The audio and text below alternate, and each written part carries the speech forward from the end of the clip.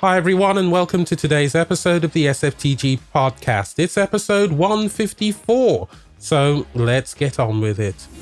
A new tease for Halo Infinite has confirmed that The Banished will be part of the long-awaited next game in the series.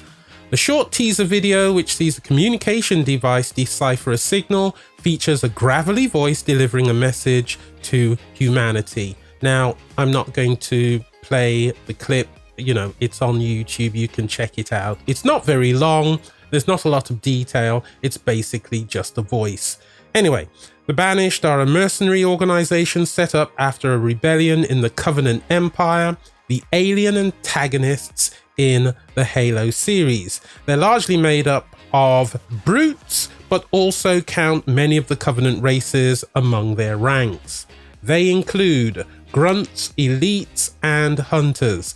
The Banished featured as one of the two main playable races in Halo Wars 2, alongside the human UNSC, and so the plot of Halo Wars 2 may have an impact on Halo Infinite.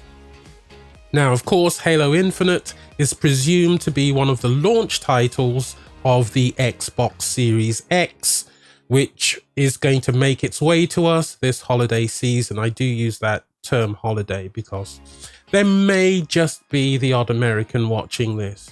So there you go. Several days after saying it was actively looking into accounts of sexual harassment and abuse by streamers on its platform, Twitch has an update on its progress so far. In a blog post published Wednesday evening, the Amazon-owned live streaming site said, "We've prioritized the most severe cases and will begin issuing permanent suspensions in line with our findings immediately." While the statement did not address reports by multiple victims that they'd previously notified Twitch about abusive streamers without seeing a response, it has banned several well-known personalities from the platform in the last few hours. Clearly, this is a good approach by Twitch. I'm slightly concerned that if it is true that people had complained before and it had fallen on deaf ears, then that says a great deal in terms of how seriously they were taking it.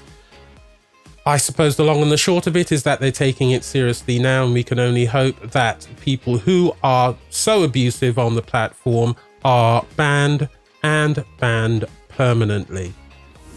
Our last story is about that teeming behemoth that is Google. Yesterday, Google announced several changes to how they handle your personal data related to your Google accounts. The company revealed several tweaks ranging from easier access to incognito mode, yes, we know who you are, to integrating password checkup in its security checkup tool. However, one of the most important changes is that Google will auto-delete your location history and web and app activity 18 months later, after you first turn them on. Now, web and app activity is turned on by default as soon as you make a Google account. However, location history is turned off by default, and you would need to turn it on explicitly by going into your account settings. Now, Google's auto-delete function is not new. The company rolled out this feature last year to manage your activity, with options to auto-delete your history after 3 or 18 months. Now, you could say that Google are doing the right thing, and actually, yes, they are. But there are the cynics out there, and I suppose I'm one of them, that would say that Google is actually just responding to all the fire that it's had to endure. Particularly from the Irish. The Irish Data Protection Commission ordered a probe into Google's processing and transparency framework related to location data. Last month, Arizona sued the search giant over tracking users even after they turned off location services. That's the part that worries me. It's Google. It's Google. Okay, that was our last story. So as always, if you have any questions, comments or suggestions, you can email us at sftgpodcast@gmail.com. You can download this episode via Apple, Google, or any old podcast catcher that's out there. And you can follow us on Pinterest, Instagram, Twitch, and Tumblr. Just do a search for Sci-Fi Geeks. My name is Hubert A. Shorter, and I will see you next time.